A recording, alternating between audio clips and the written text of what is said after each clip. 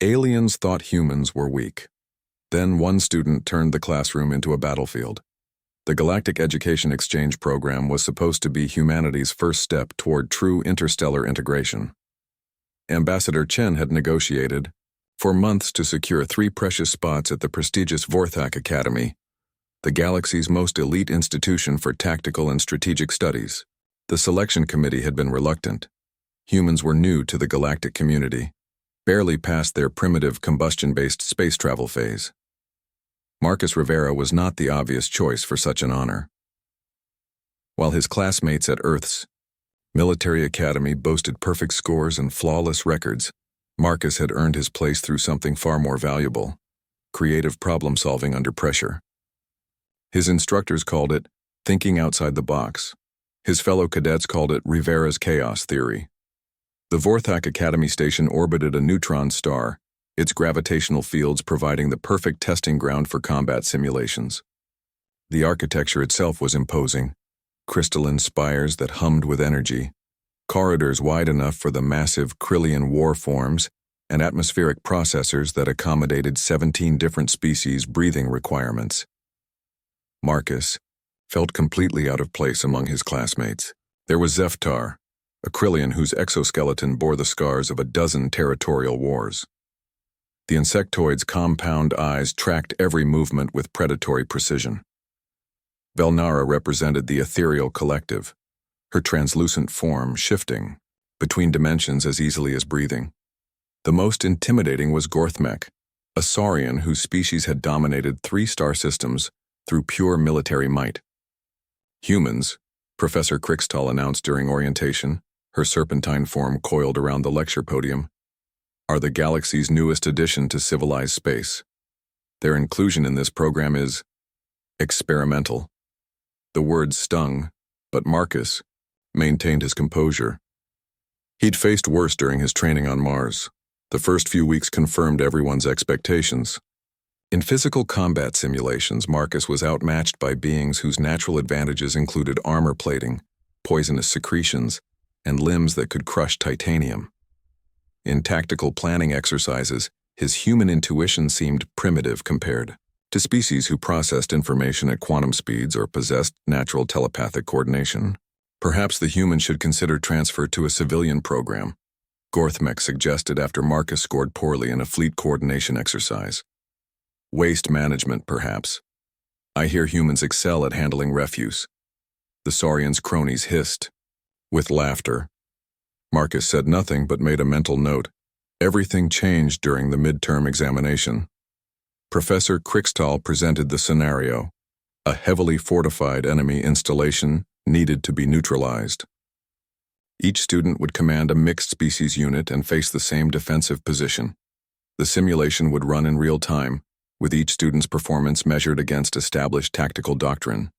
Zeftar went first, employing classic Krillian swarm tactics.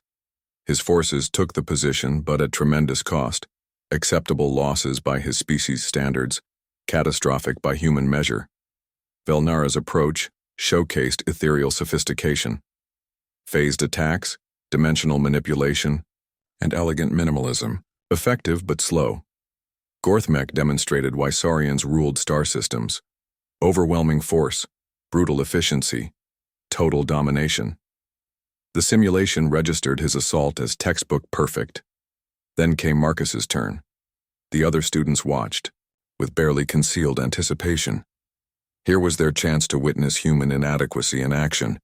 Even Professor Krixtal seemed to coil tighter, as if preparing to console a failing student. Marcus studied the tactical display for exactly 37 seconds. Then he did something unprecedented. He ignored the fortified position entirely.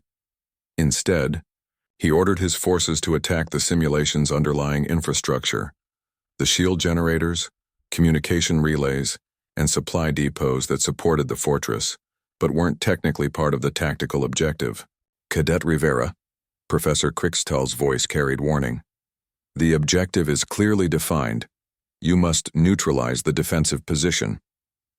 With respect, Professor, Marcus replied, his hands dancing across the tactical interface.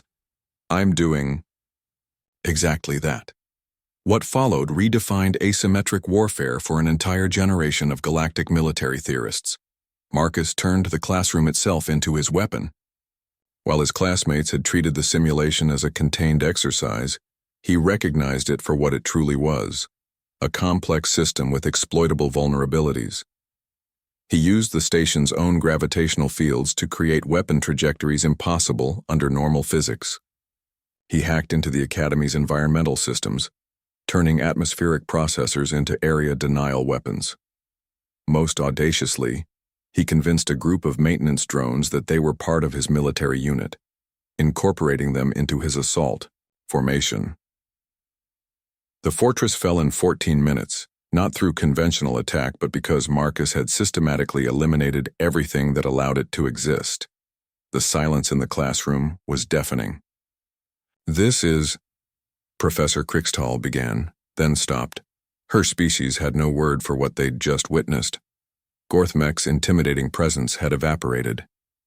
"You cannot simply ignore established parameters." "I didn't ignore them," Marcus explained calmly. "I expanded them. The objective was neutralization. Nothing specified how that neutralization had to occur." Zeftar's compound eyes fixed on the human with new respect. "You turned the entire environment into your weapon." "Humans call it improvised solutions," Marcus said. "You work with what you have, not what you wish you had." Velnara's form solidified, a sign of deep concentration among her species. "Your approach was inelegant, chaotic." "Chaos can be a weapon too," Marcus replied, "especially when your enemy expects order." Professor Krixtall later wrote in her report to the Academy Board, "Human tactical thinking operates on fundamentally different principles than established galactic doctrine. Where other species perfect existing methodologies, humans appear to reinvent the nature of conflict itself. Recommend immediate revision of combat theory curriculum." Word of the Rivera incident spread throughout the galaxy. Military academies began incorporating human instructors. The phrase "thinking like a human" entered tactical vocabulary as both compliment and warning.